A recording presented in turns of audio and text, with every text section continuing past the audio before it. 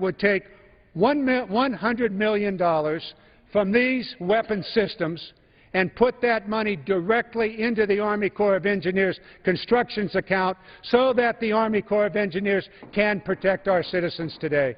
I ask for an aye vote on this amendment. Has expired. For what purpose is the gentleman from New Jersey? Madam Chair, I move to strike the last word. The gentleman is recognized for 5 minutes. Mr. Chairman, Madam Chair, I rise to oppose the amendment. We've gone over this ground several times, so I'll be brief. All of us here strongly support investments in the Corps' work and their projects, particularly those projects with the greatest benefit to public safety and the economy, namely flood control and navigation. But this amendment proposes to pay for additional Corps construction by diverting funds needed for our nuclear weapons stockpile for national security. And that is the most critical priority in our bill. And so I strongly oppose his amendment. His amendment is unacceptable because it is an issue of national security, and I yield back the balance of my time. The gentleman yields back the balance of his time. The question is for what purpose does the gentleman from Florida seek recognition? I move to strike the last word. The gentleman is recognized for 5 minutes. Madam Speaker, I rise today to voice my support for vital funding for important Army Corps of Engineers projects across the Palm Beach Treasure Coast District that I proudly represent. This bill includes funding for the critically important Indian River Lagoon C-44 project, which will greatly improve the water quality in my district. For those of you unfamiliar with this local treasure, it is the most diverse estuary in North America. Many of its species are already threatened or endangered. But due to extreme pollution, local officials have issued health warnings advising residents to not contact this waterway. Tragically, it has also witnessed a major die-off of its populations of manatees, dolphins, pelicans, and other crucial species. Completion of this project is essential to protecting this vital ecosystem, as well as improving the water quality throughout the region. The C-44 project is part of a broader Everglades restoration efforts that the Army Corps is tasked with, which will protect this unique and important habitat. Furthermore, the Everglades provide drinking water for 1 in 3 Floridians, and restoration efforts also have a 3-to-1 return on investment in the local economy. Completion of the overall SERP project will shore up Florida's access to clean drinking water and improve the local environment and economy. Locally, Everglades restoration is part of the solution to the harmful discharges that are currently being released from Lake Okeechobee into the St. Lucie River on the Treasure Coast. By returning water flow south of the lake and improving water quality in the area through projects such as C-44, we can mitigate the effects of these harmful discharges from the lake continue to have on our local waterways year after year, devastating the environment and economy.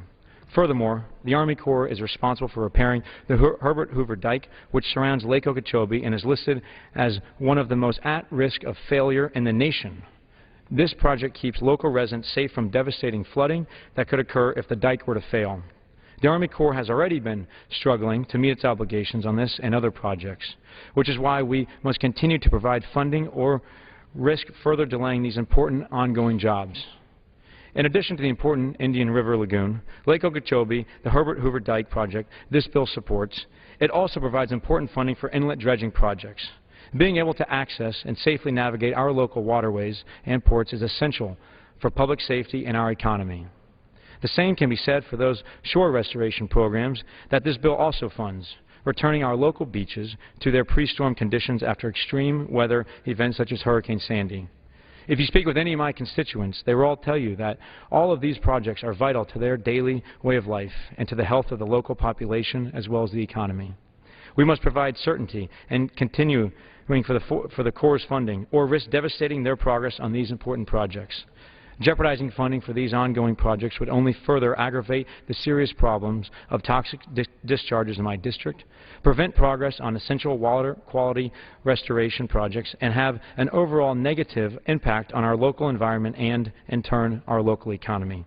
To me, that's simply not an option. Madam Speaker, we have the obligation to provide adequate resources for programs that protect public safety, water quality, and our environment such as these. I urge my colleagues to join me in supporting the underlying legislation to continue to fund these ongoing projects that are critical to the well-being of the Treasure Coast and Palm Beaches. I yield the balance of my time. The gentleman yields back the balance of his time.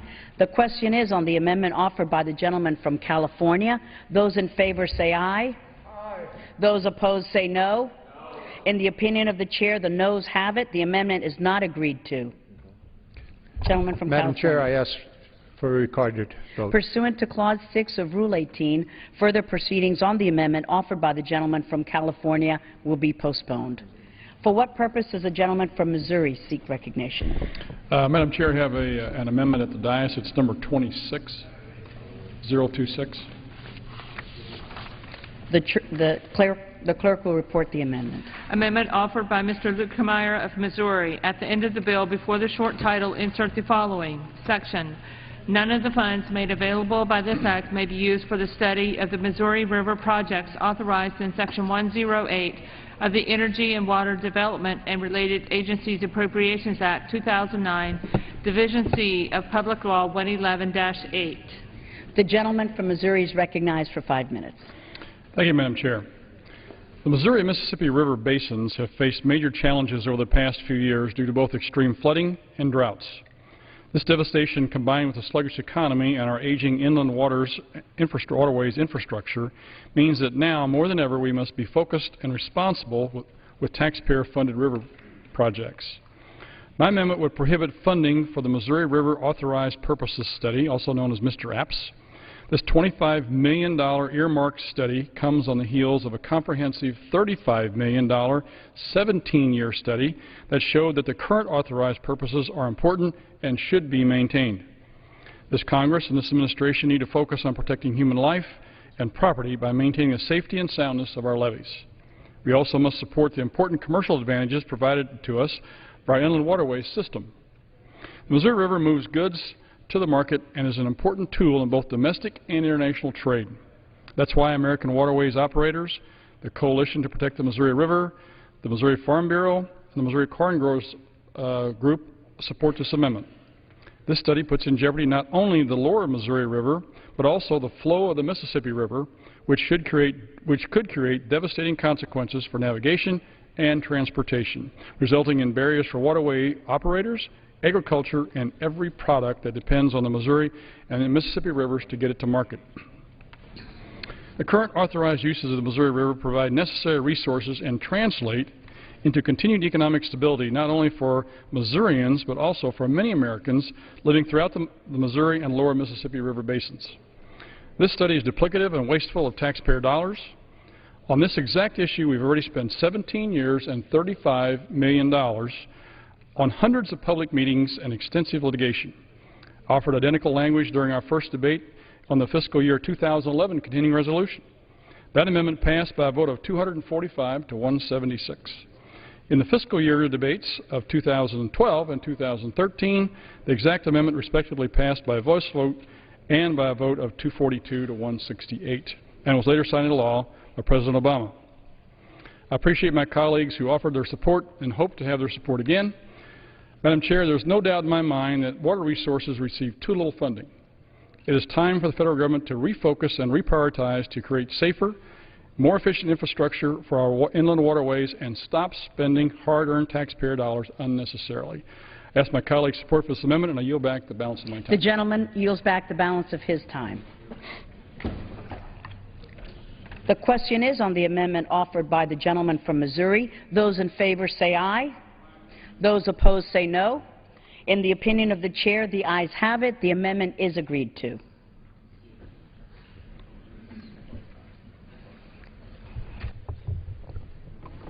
For what purpose does the gentleman from Connecticut seek recognition? I move to strike the last word. The gentleman is recognized for 5 minutes. Thank you, Madam Chair. I rise briefly to engage the Chairman and the Ranking Member in a colloquy.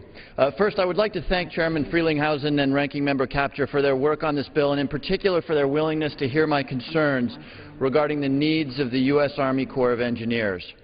I think I speak for all of us when I say that a well-funded Army Corps of Engineers means good jobs and important infrastructure improvements in the regions helped by their projects. Of particular interest to me is the special role that the Army Corps plays in mitigating the impact of floods caused by an increasing number of severe weather events in our communities. I know that I'm not the only member in this room whose district was ravaged by Superstorm Sandy as it swept up the East Coast last year. Chairman Frelinghuysen's district in New Jersey was also severely affected by the storm, and Sandy is just one example of the magnitude of damage our cities and towns suffer year after year when they are not adequately prepared. With limited resources available after a storm like Sandy, flood mitigation efforts have become more important than ever. An ounce of prevention is, as they say, worth a pound of cure. Madam Chairman, back in 2010, I was able to secure an authorization for the Army Corps of Engineers to conduct flood mitigation studies in my area, studies that would culminate in an important recommendation for preventing future flood damages in Fairfield County, like those that occurred during Sandy, Irene, and countless other storms in recent years. Unfortunately, with the current backlog at the Corps, it is unlikely that these studies or any other so-called New Start projects will receive the funding they need to move forward as promised and needed years ago. I know there are dozens, if not hundreds, of projects waiting for Army Corps funding, and I have no delusion that my district is more deserving than others for this funding. But perhaps it is time to reevaluate the necessity of the older projects, reprioritizing the projects that are still necessary and those that are most urgent. We must find a way to begin new projects and ensure that our cities and towns, like those in Fairfield County, are prepared for the next big storm. I would ask the Chairman and Ranking Member whether this ban on New Start projects is something that merits further consideration. I yield to the Chairman, the gentleman from New Jersey. Mr. Himes of Connecticut makes a good point about the importance of making infrastructure investments before major disasters can occur. I share his concerns about the backlog of Army Corps of Engineers projects, particularly in the backdrop of communities throughout New England and the Mid-Atlantic area who continue to rebuild after one of the worst storms in our nation's history. I want to assure the gentleman that the committee's position on New Starts is reconsidered each and every year. We take a look at the funding requirements of ongoing studies and projects, new studies and projects, and overall funding levels for certain accounts. I commend the gentleman for his attention to this issue. I look forward to working with him to address these new needs at the earliest appropriate time, and I yield my time back to him. And I look forward to working with the Chairman as well, and I yield now to the Ranking Member, the gentle lady from Ohio. I join Chairman Frelinghuysen and Representative Hines in emphasizing the importance of the Army Corps of Engineer projects. The Army Corps of Engineers has an important presence in the Great Lakes region, operating an electrified barrier in the Chicago area waterway system to keep the invasive Asian carp from entering the Great Lakes and devastating the fishing industry and ecosystem of 1/5 of the world's fresh water. So I appreciate the gentleman from Connecticut for acknowledging the importance of Corps projects beyond the eastern seaboard, and I agree that the backlog of Army Corps projects is preventing the Corps from taking on new projects in a time-effective manner, which is particularly problematic as we approach hurricane season once again. I look forward to working with Mr. Himes in deciding how we can ensure new projects get the funding they need while also honoring those worthy projects which have been waiting for some time now. And I thank the Ranking Member and look forward to working with her on this as well, and yield back the balance of my time. The gentleman from Connecticut yields back the balance of his time. For what purpose does the gentleman from Missouri seek recognition? Madam Chair, I have an amendment at the dais. It's number 027. The clerk will report. Amendment offered by Mr. Lukemeyer of Missouri. At the end of the bill, before the short title, insert the following section. None of the funds made available in this act may be used to continue the study conducted by the Army Corps of Engineers pursuant to Section 5018A1 of the Water Resources Development Act of 2007. The gentleman from Missouri is recognized for 5 minutes. Thank you, Madam Chair. From extreme flooding to extreme drought, the United States has been hit very hard over the past few years. The families who live and work along the Missouri River have endured great hardship. Though as one of our nation's greatest resources, the Missouri River would produce extreme, erosive, regular flooding and be mostly unfit for navigation, if not for aggressive, long-term management by the Army Corps of Engineers. Congress first authorized the Missouri Riverbank Stabilization and Navigation Project, BSNP, in 1912 with the intention of mitigating flood risk and maintaining a navigable channel from Sioux City, Iowa, to the mouth of the river in St. Louis. Though the BSNP's construction was completed in the 1980s, the Corps' ability to make adjustments as needed remains crucial to this day. President Obama, in his fiscal year budget of 2014, requested $72 million for the Missouri River Recovery Program, which would primarily go towards the funding of environmental restoration studies and projects. This funding dwarfs the insufficient $8.4 million that was requested for the entire operations and maintenance of the aforementioned BSNP. It is preposterous to think that the environmental projects are more important than the protection of human life. I do not take for granted the importance of river ecosystems. I grew up near the Missouri River, as did many of my constituents. Yet we have reached a point in our nation at which we value the welfare of fish and birds more than the welfare of fellow human beings. Our priorities are backwards, Madam Chair. My amendment will eliminate the Missouri River Ecosystem Recovery Program, or Mr. ERP, a study that has become little more than a tool by some for the promotion of returning the river to its most natural state with little regard for flood control, navigation, trade, power generation, or the people who depend on the Missouri River for their livelihoods. The end of the study will in no way jeopardize the Corps' ability to meet the requirements of the Endangered Species Act. Mr. ERP is one of no fewer than 70 environmental and ecological studies focused on the Missouri River. The people who have had to foot the bill for these studies, many of which take years to complete and are ultimately inconclusive, are the very people who have lost their farms, their businesses, and their homes. Our vote today will also show our constituents that this Congress is aware of the gross disparity between the funding for environmental efforts and the funding for the protection of our citizens. During the debate on fiscal year 2012 and 2013 appropriations, the House passed this exact language, which was ultimately signed into law by President Obama. It is supported by the American Waterways Operators, the Coalition to Protect the Missouri River, the Missouri Farm Bureau, and the Missouri Corn Growers Association. It is time for Congress to take a serious look at water development funding priorities, and it is time to send a message to the federal entities that manage our waterways. I urge my colleagues to support this amendment and to support our nation's river communities and encourage more balance in federal funding for water infrastructure and management. Madam Chair, I yield back the balance of my time. The gentleman from Missouri yields back the balance of his time. For what purpose does the gentlelady from Ohio seek recognition? I move to strike the last word. The gentlelady is recognized for 5 minutes. Thank you very much. I rise to express my opposition to the gentleman's amendment and my support for a river system that works. The Water Resources Development Act of 2007, which was passed with such bipartisan support that it overcame a presidential veto, authorized the Corps to undertake the Missouri River Ecosystem Restoration Plan and develop the Missouri River Recovery Implementation Committee to consult on the study.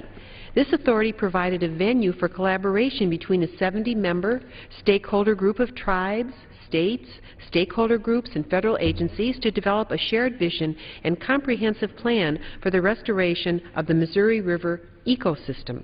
By prohibiting the Corps from expending any 2013 funds on the study and the committee, we continue the delay that started with the same short-sighted amendment that was adopted last year, sadly. This will lead to further erosion of trust in the delicate partnerships in the basin. And while the Corps will continue to comply with the endangered species requirements through other activities, I believe there is a role for a long-term plan for the basin. We face the same sort of issue in my part of the country, where we have rivers and lakes that carry commercial trade, but we also have an ecosystem that we are a part of. And we are learning as a world how to deal with the natural systems of which we are all a part. So I think what's been incredible with the Missouri River system is to see some of the flooding that has been prevented because of the Corps' work for a century now. And I think all the American people support efforts to try to contain the power of that river at times when it could flood communities and harm both the people and our developed environment. But I don't really support the gentleman's amendment because I do think there's a role for the Brown ecosystem to be contemplated when long-term planning is done. And with what's happening with rainfall, what's happening with population explosion and so forth, it's more incumbent upon us to work together and try to figure out how to work through those partnerships. So sadly, I oppose the amendment, but I encourage my colleagues to do so, and I yield back my remaining time. The gentlelady from Ohio yields back the balance of her time. The question is on the amendment offered by the gentleman from Missouri. Those in favor say aye. Those opposed say no. In the opinion of the chair, the ayes have it. The amendment is agreed to.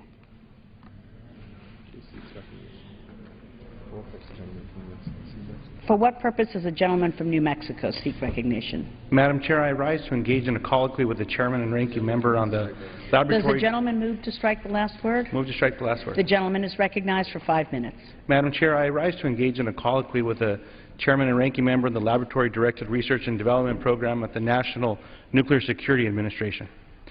The Laboratory Directed Research and Development, or LDRD, program at the National Nuclear Security Administration National Laboratories has, over the past 2 decades, made it possible for these labs to develop capabilities that have been critical to meeting the future mission needs via high-risk, high-payoff R&D. For example, in Los Alamos National Laboratory in my district, LDRD has supported a key technology that is now being applied toward the detection of nuclear and radiological threats and is a winner of this year's R&D 100 awards. LDRD is also very important to recruiting and retaining top scientists and engineers. At Los Alamos, LDRD supports about 1/2 of the postdocs who have gone on to become the lab's permanent employees and is one of the key and leading sources of new lab employees. The funding for the program is derived through a certain percentage of each lab's operating budget. Currently, that percentage is limited to not more than 8%. The bill we are considering today would lower that to be not more than 4.5%. I'm very concerned that such a low level could harm the national lab's ability to meet future mission needs and ask the chairman and ranking member to work with us in making sure that the levels allowed for LDRD do not adversely impact the national security capabilities of the labs. And with that, Madam Chair, I would yield to the gentlelady from New Mexico. Thank you, gentleman from New Mexico. America is facing security, economic, and environmental challenges that are unparalleled in our history. Our national laboratories have a unique set of assets we can leverage to meet these challenges. Projects financed by LDRD have allowed the National Nuclear Safety Security Agency to rapidly respond to unforeseen national security needs.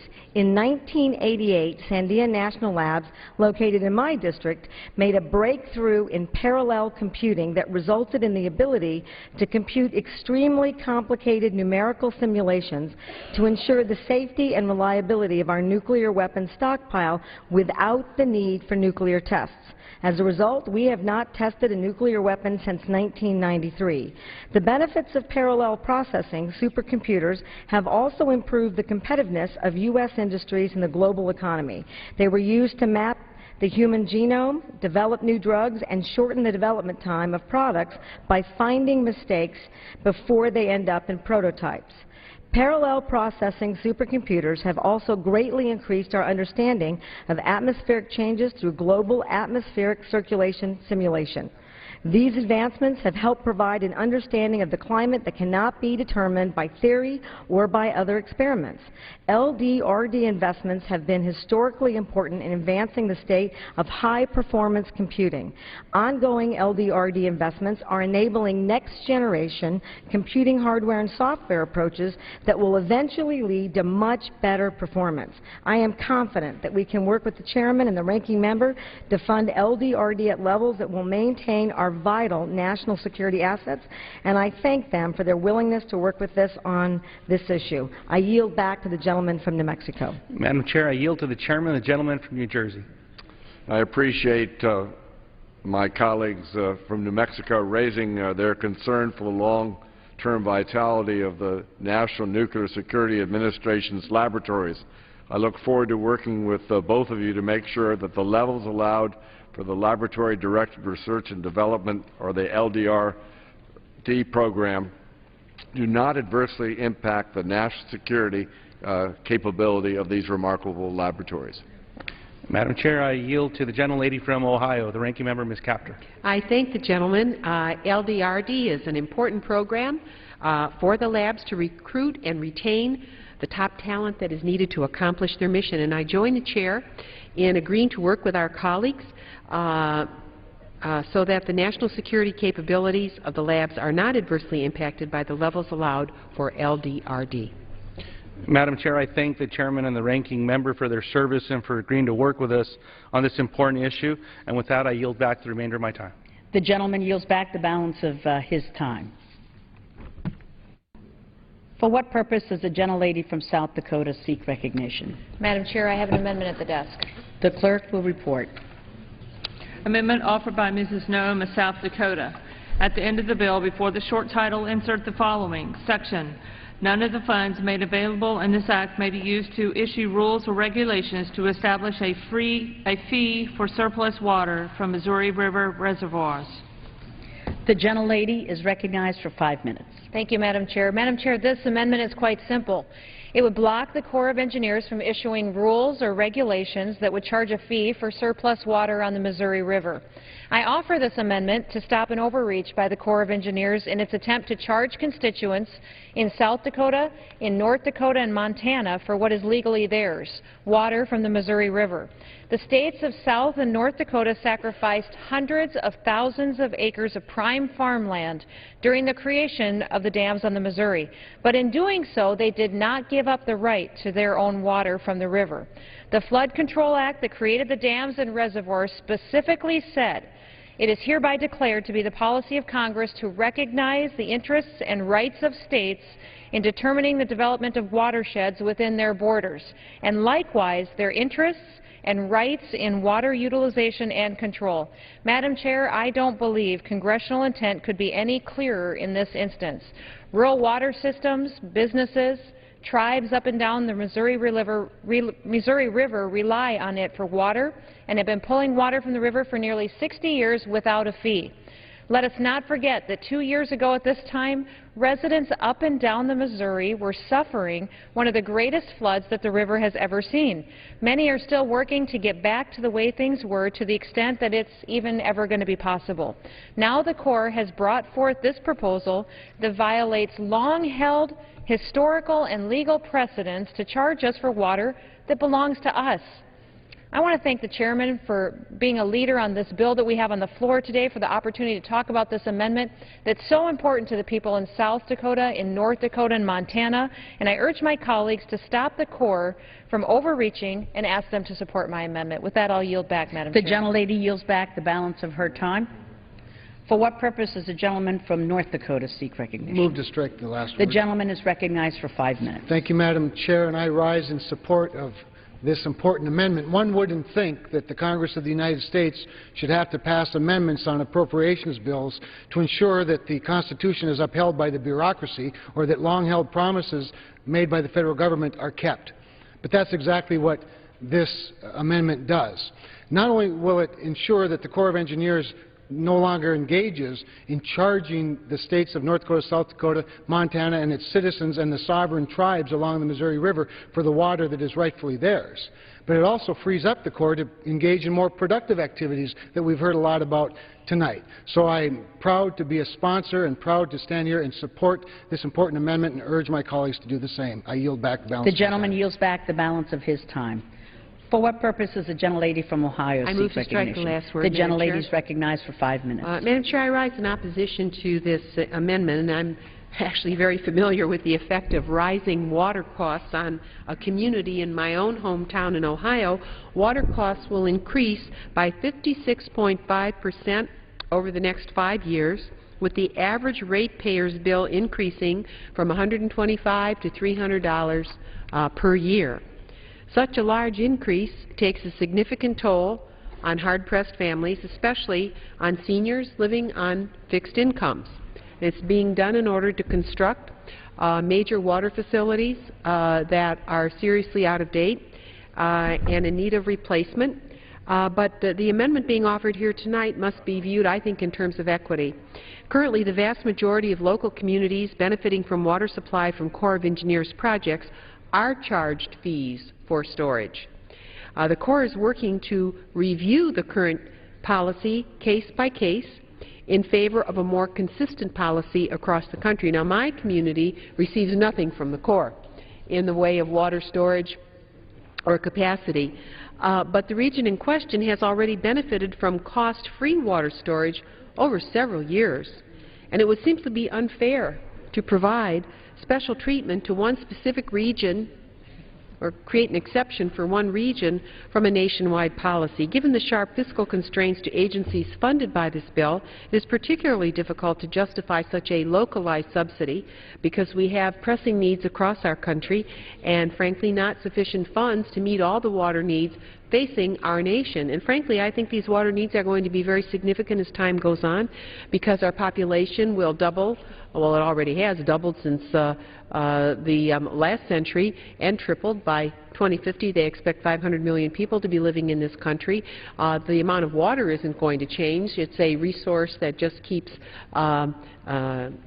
replenishing, but we have to treat it because we have more people and it's going to cost more to do this. So I respectfully rise in opposition to the gentlelady's amendment and urge my colleagues to vote no, and I yield back my remaining time.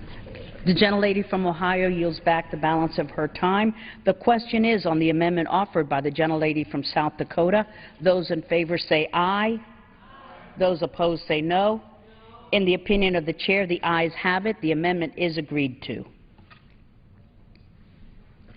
For what purpose does the gentlelady from California seek recognition? Madam Speaker, I have an amendment at the desk. The clerk will report. Amendment offered by Ms. Spear of California. At the end of the bill, before the short title, insert the following section: the amount otherwise made available by this Act for Department of Energy. Madam Speaker, I ask unanimous consent that the reading of the amendment be dispensed with. Is there objection? Without objection, the gentlelady is recognized for 5 minutes. Madam Speaker, thank you. Let me ask a simple question. Do we suddenly have extra money lying around? Because I'm trying to figure out why we're so committed to wasting it. Budget challenges are forcing us to re-examine our investments. Adding $30 million beyond the President's request to support fossil fuel research is a foolish waste of taxpayer dollars that are better used to invest in the future and paying off our deficit. We simply cannot afford to spend taxpayer dollars on research. The private sector can do better, and taxpayers should not be asked to provide additional support to an industry that consistently has record-breaking profits. Our energy sector has some of the most promising ideas and technologies in the world. Our energy policy, however, is horribly outdated. H.R. 2609 slashes research and development for renewable energy by some 60% and adds additional money that the administration neither wants nor needs to research fossil fuels and clean coal. At the same time, it continues to spend far too much on fossil fuel R&D. In fact, we dole out more fossil fuel subsidies than any other country, more than $500 billion in 2011. And they often go to expensive projects with little upside. The fact is, we don't need to spend taxpayer money this way. Fossil fuel companies are highly profitable, posting some of the highest profits in the world, and they can shoulder their own R&D costs. This is a clear example of duplication. Cuts to fossil fuel research are supported by the Fiscal Commission and the fiscal watchdog groups like Taxpayers for Common Sense. These kinds of cuts are necessary to get back on the right fiscal path, and these are the kinds of cuts our constituents elected us to enact. This kind of research can and is and should largely be funded by the private sector, since industry has market incentives to make new discoveries in this area. Government spending should be focused on areas where there are emerging markets, where public funds are needed to support basic research. My amendment reduces our reliance on old energy. The amendment simply strikes $30 million in R&D from fossil fuels and commits it to deficit reduction, what we've all been clamoring for, and maintains the President's requested level of funding for this research. Our biggest innovators succeed because they are forward-thinking. Our energy policy needs to do the same. We need to stop funding the past at the expense of the future. It is the fiscally responsible thing to do, and I ask that you support my amendment, and I yield back. The gentlelady from California yields back the balance of her time.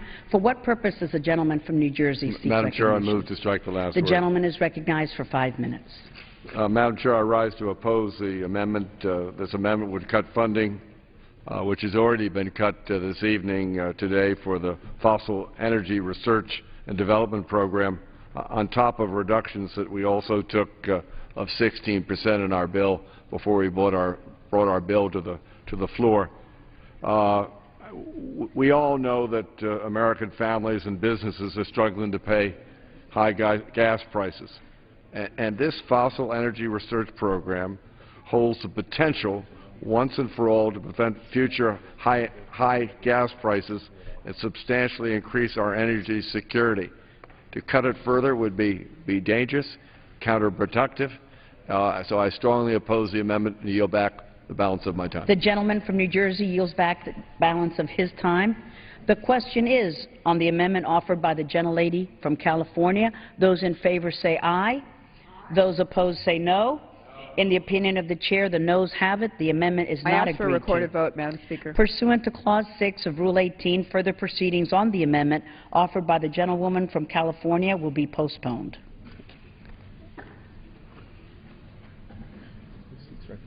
Who seeks recognition? For what purpose does the gentleman from West Virginia seek recognition? Madam Chairman, I rise for the purpose of engaging in a colloquy with the Chairman. Does the gentleman move to strike the last word? Just move to strike the last word. Strike the last word. Without objection, the gentleman is recognized for 5 minutes. Thank you. Chairman, I would like to thank you and the committee for this piece of legislation that's before us today. Throughout the entire bill, we can see efforts that will result in more efficient use of taxpayer dollars. Additionally, it's encouraging to see that the emphasis on certain research accounts at the National Energy Technology Laboratory. It's clear that you understand the challenges that the fossil fuel industry faces in trying to meet the excessive regulations imposed by this administration.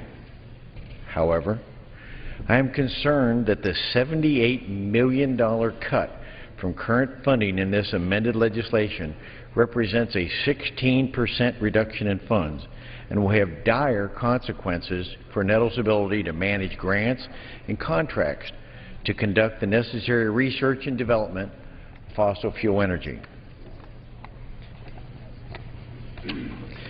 America depends on fossil research, on fossil resources for over 80% of our energy needs, and will continue to do so for the foreseeable future. As you know, the funding for this research and development has led to horizontal gas drilling, reductions in acid rain, increases in power plant efficiencies and carbon capture and utilization efforts for enhanced oil recovery. I hope, Mr. Chairman, that you will continue to agree that in order for us to continue this vital research in fossil fuel energy, NETL needs to be properly funded, and that you will work with us in an effort to try to restore the 16% reduction in the funding for this account. I reserve the balance of my time. If the gentleman would yield to me? Yes. Madam Chair, thank the gentleman for yielding. I want to thank my colleague from West Virginia for his continued leadership on fossil fuel research. He knows it firsthand. He's a strong advocate. He's a strong supporter of NETL, of which he speaks, which is an important center for a critical purpose. As he knows well, fossil energy provides 82% of our nation's energy needs, and research into tapping these resources as efficiently and as cleanly as possible are vital to our energy security. I look forward to continuing to work with him and our other colleagues who have interest in fossil energy research through conference to ensure this vital program has adequate resources. Thank you.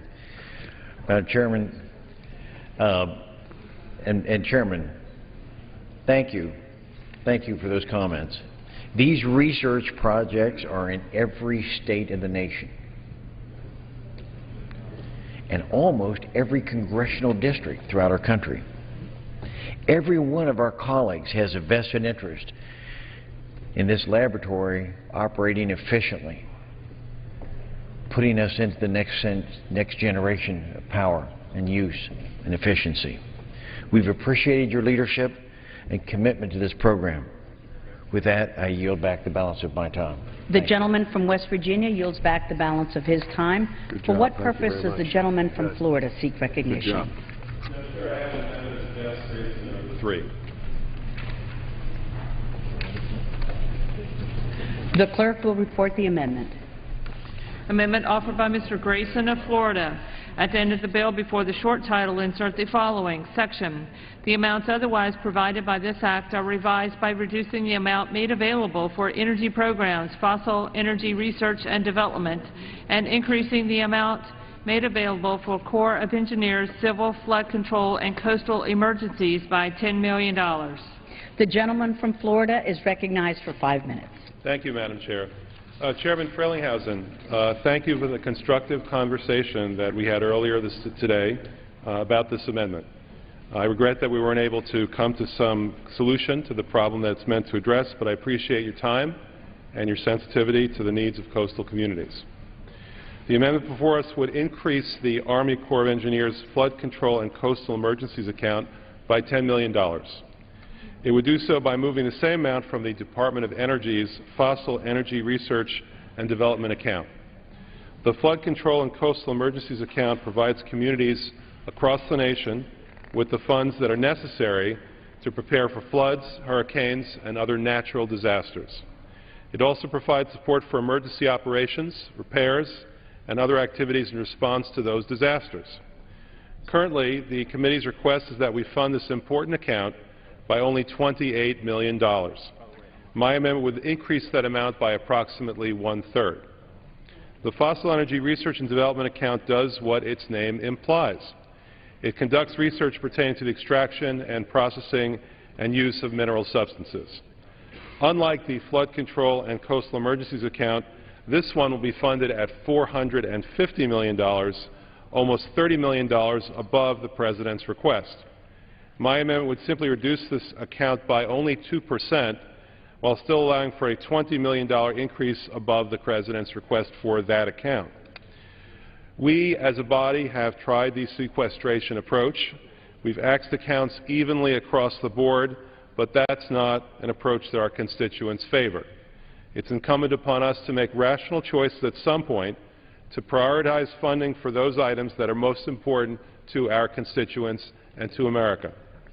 Madam Chair, this is what a rational approach looks like. Fossil fuels don't need a subsidy. Oil is selling at over $100 a barrel. Oil companies have more than enough profits to conduct their own research. In contrast, there's no profit to be had for communities in disaster preparation, merely self-preservation. These are the efforts that demand our time and our attention and demand taxpayer funds. The cost of recovering from natural disasters is only increasing. A rational approach to the problem is to put more effort into preparing for them and mitigating the results. As a member from a state that has had a tropical storm scheduled to make landfall this weekend, I hope that this body will support not only my amendment, but the Flood Control and Coastal Emergencies account as well. I yield back the balance of my time. The gentleman from Florida yields back the balance of his time. For what purpose does the gentleman from New Jersey seek recognition? Madam Chair, I move to strike the last word. The gentleman is recognized for 5 minutes. Madam Chair, I rise to oppose the gentleman's amendment, but I appreciate his persistence in trying to find an offset. I, of course, share the gentleman's support for smart investments in our nation's water resources infrastructure. In fact, as I've said on a number of occasions, the Corps of Engineers was really one of our primary priorities in putting our bill together. The total program level is $50 million above the budget request and almost $150 million above the post-sequester level. The Flood Control and Coastal Emergencies account specifically is at the President's request. These funds will go primarily to training and response activities. If repairs to projects are necessary due to storms, The Corps has previously appropriated unobligated flood control and coastal emergencies funds that could be used for these purposes. On the other hand, the bill has already reduced funding for fossil energy by $84 million. That is a 16% reduction, and I believe we took another substantial reduction earlier this evening. Research conducted within this program ensures that we use our nation's fossil fuel resources as well and as cleanly as possible. We simply can't take another reduction to this account. For this reason and several others, I oppose the amendment and urge my colleagues to do so as well. And yield back. The gentleman from New Jersey yields back the balance of his time. The question is on the amendment offered by the gentleman from Florida. Those in favor say aye. Those opposed say no. In the opinion of the chair, the noes have it. The amendment is not agreed to. For what purpose does the gentleman from Ohio seek recognition? Move to strike the last word. The gentleman is recognized for 5 minutes. Thank you, Madam Chairman. And I want to thank the gentleman from South Carolina, Mr. Sanford, for his leadership in co-sponsoring this particular amendment with me. We introduced this amendment because with a nearly $17 trillion debt, the federal government can no longer continue to subsidize wasteful programs and policies. The programs that this amendment would eliminate, some of them in my own state, do little to achieve their intended purpose of economic development. These are wasteful programs that the GAO, the Government Accountability Office, and even the Obama administration have found to be duplicative and possessing no track record of success. In his 2012 budget, President Obama eliminated federal funding for the Denali Commission, for example. His argument, which I agree with, was that the Denali projects are not funded through a free market or merit-based system. Additionally, the White House noted that there are 29 other federal programs capable of fulfilling this Commission's mandate. I would submit that this is also the case for a number of other commissions, for example, the Appalachian Regional Commission, the Delta Regional Authority, the Northern Border Regional Commission, and the Southeast Crescent Regional Commissions, all of which we reduce and eliminate the funding. Of particular note and concern is a recent report from the Denali Commission, the Inspector General there, which stated that $100 million is missing from the Denali Commission bank accounts.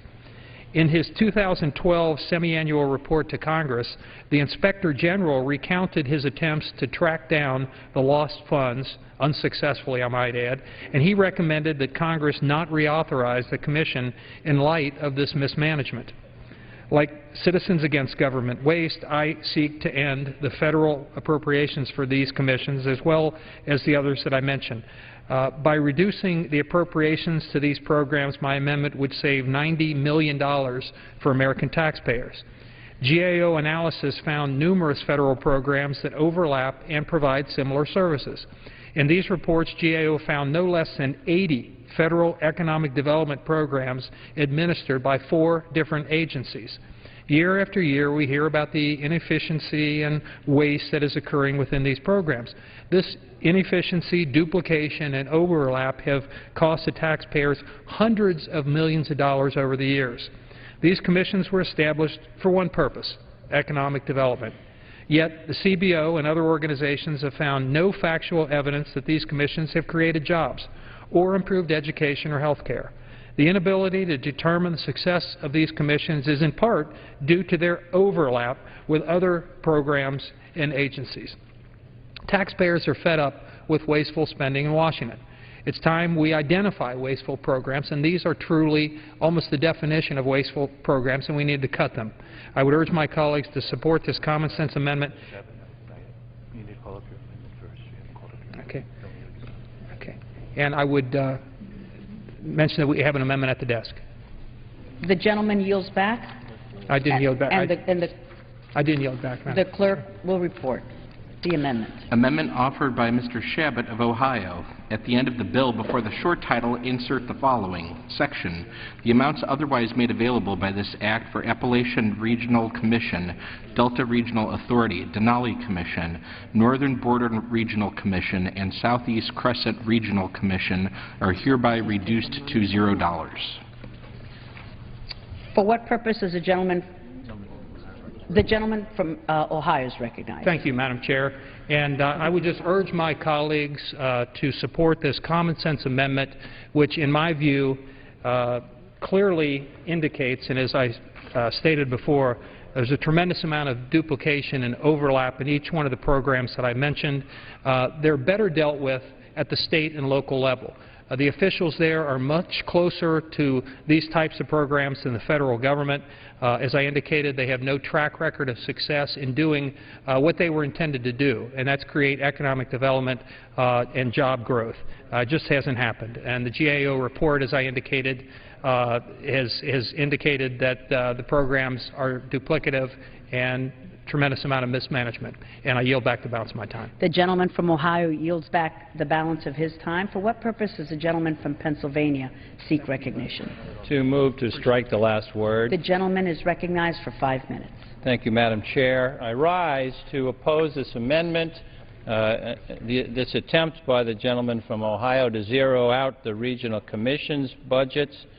I want to focus particularly on the Appalachian Regional Commission, the ARC. The purpose of the ARC is to close the economic gap between Appalachia and the rest of the nation, to bring the region's 420 counties and 25 million people into the nation's economic mainstream. ARC's goal is to help make this region and its people contributors to the national economy and to give them the opportunity to compete in today's international economy.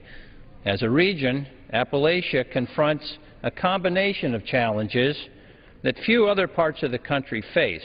Its mountainous terrain and isolation, dispersed population, inadequate infrastructure, lack of financial and human resources, and weak track record in applying for and receiving assistance from other federal programs. Even with ARC's funding, in fiscal year 2010, Appalachia received 31% less in federal expenditures per capita than the rest of the nation. That is $11,435 in Appalachia versus $16,569 for the nation as a whole. ARC investments do not result in Appalachia getting more than the rest of the country. In addition, ARC's programs do not duplicate other federal programs, as mentioned by the gentleman. Instead, they extend the reach of those programs into the most challenging parts of Appalachia, enabling many distressed communities to take full advantage of other federal programs when they would not otherwise be able to. The ARC funds often are used as a local match that enables communities to compete successfully for these other federal programs. In addition, the recent recession has hit Appalachia disproportionately hard. Nearly two-thirds of Appalachia's 420 counties have unemployment rates greater than the national average. The recession has wiped out all the job gains that have occurred since the year 2000. The comparable loss for the nation wipes out the gains only since 2004. Further, ARC has compiled an impressive record of accomplishments in creating economic opportunity in Appalachia. From fiscal year 2008 to 2012, ARC directed 55 to 60% of its non-highway funds to distressed counties. The number of high-poverty counties has been cut from 295 in 1960 to 98 distressed and 99 at-risk counties in 2013. The regional poverty rate has been cut almost in half, from 31% to 16%, and infant mortality has been reduced by two-thirds, and the rural health care infrastructure has been strengthened through the addition of over 400 rural health care facilities. The percentage of adults with a high school diploma has increased by over 70%, and students in Appalachia now graduate from high school at nearly the same rate as that of the rest of the nation. More than 850,000 Appalachian residents now have access to new or improved water and sanitation services through ARC projects.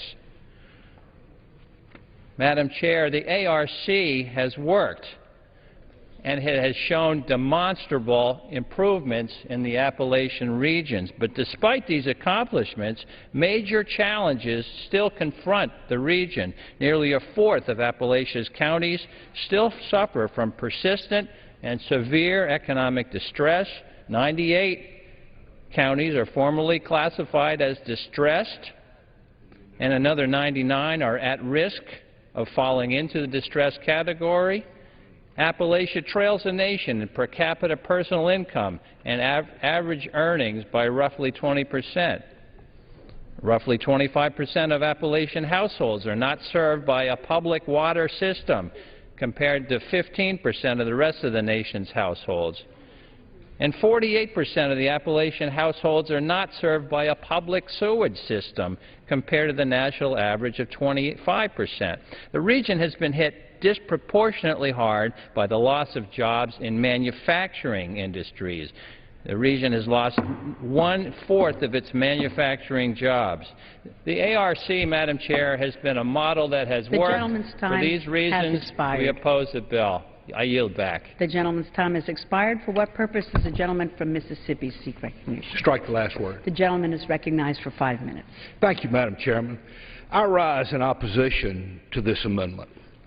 Now, it's no secret that our nation's budget is bleeding in red ink, and this House has approved a budget that will turn that around.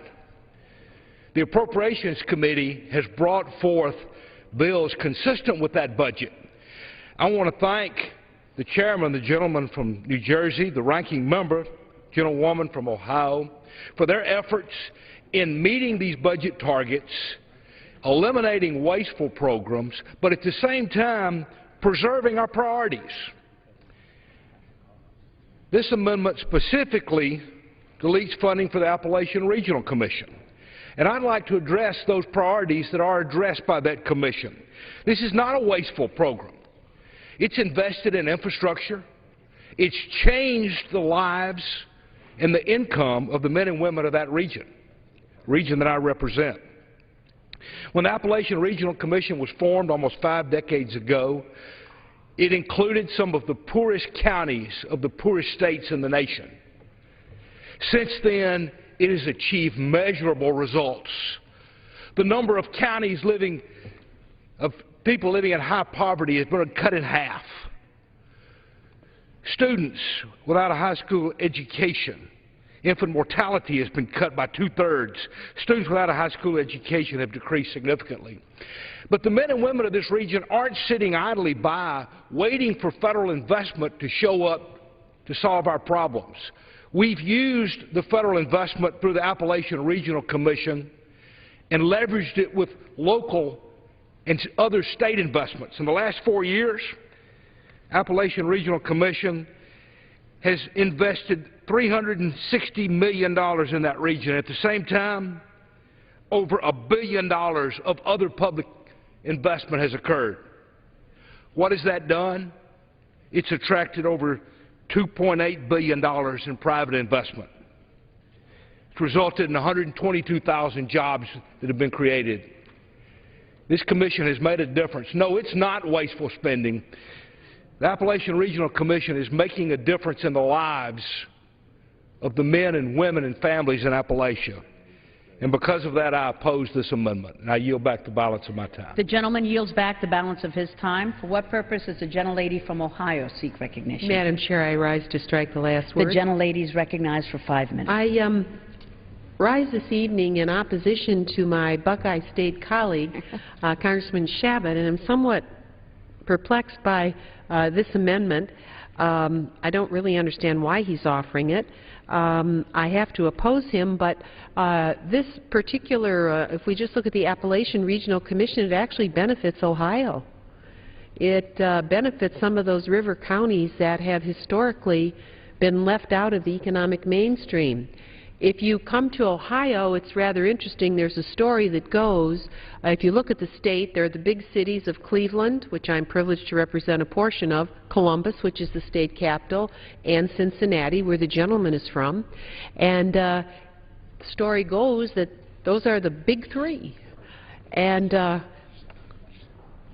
there's the other part of the state that kind of winds its way from Toledo down toward Marietta. And the closer you get to Kentucky and Tennessee, the situation gets a little bit rugged. In fact, I had occasion to travel there this year for the sad occasion of our former colleague, Congressman Charlie Wilson's funeral.